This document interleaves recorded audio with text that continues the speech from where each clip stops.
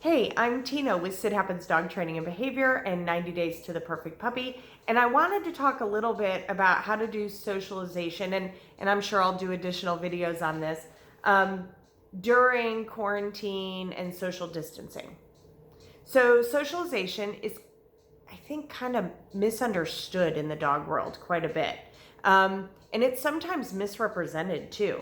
It's not a free-for-all. It's not teaching your dog or your puppy or anyone to just like run up and jump all over and be insane with everything it meets. That's not actually socialization, guys. That's just mayhem.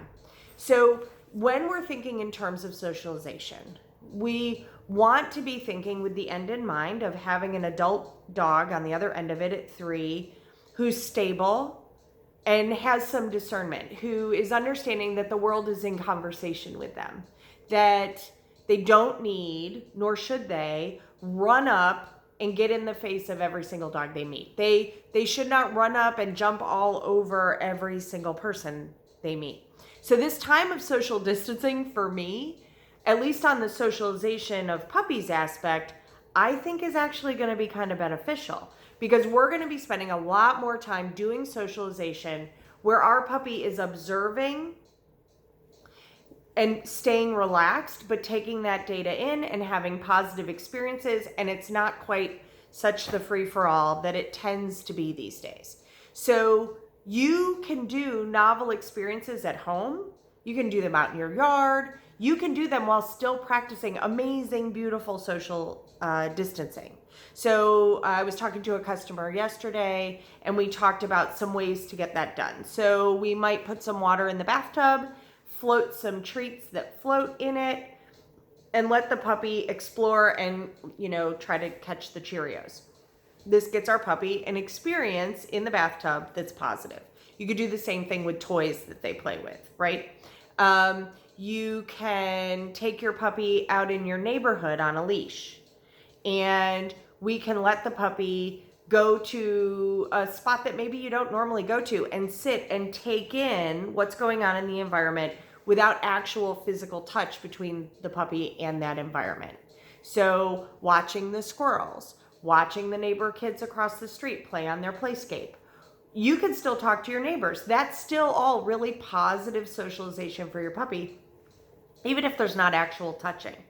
And you can even get more creative than this. So for example, if you're at the time of year where you're taking the tarp off of the firewood because it's going to season the rest of the year, then you can lay the tarp down in the grass and throw some cheese bits on it and let your puppy stomp around on something that makes funny noises and moves funny under their feet. You can get out things that your puppy normally wouldn't play with. So get out your ladles and your big metal spoons, things that, and spatulas that your puppy wouldn't normally interact with. Put those in a bin, throw some kibble in there, and let them knock around that metal stuff.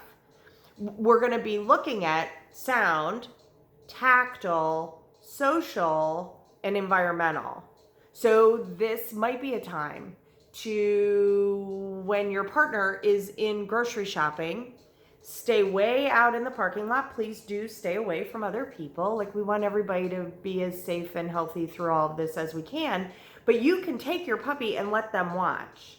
Let them go, oh, that kind of person went that way, and that person made those weird sounds, and that person walked a little bit funny because their sciatic nerve is hurting them because their chiropractor's closed, right? We're going to take advantage of letting our puppy take in all that data and have pleasurable, low-key experiences about that.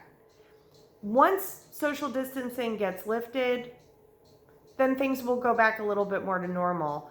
But that work, laying that groundwork of new means relaxed and positive, will absolutely bless you. So when you're at the grocery store, bring home balloons, tie them to a chair in your kitchen, and let your puppy explore that. Think in terms of, what can I let my puppy interact with that's safe, right? Like, we don't obviously want them getting hurt, but where they're having different experiences, moving their body differently, touching different kinds of stuff.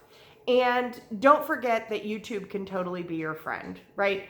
You can play the sound of fireworks while your puppy is chewing on a Kong that has some yummy stuff in it.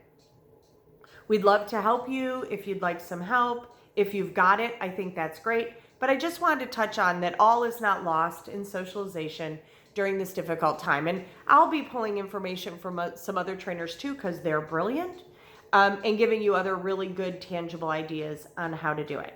I think you're smart and pretty. Please stay safe, stay healthy, and stay kind. Everybody's a little bit raw because things are a little bit or a lot of bit stressful, and we're here to help if you'd like help. We're all in it together.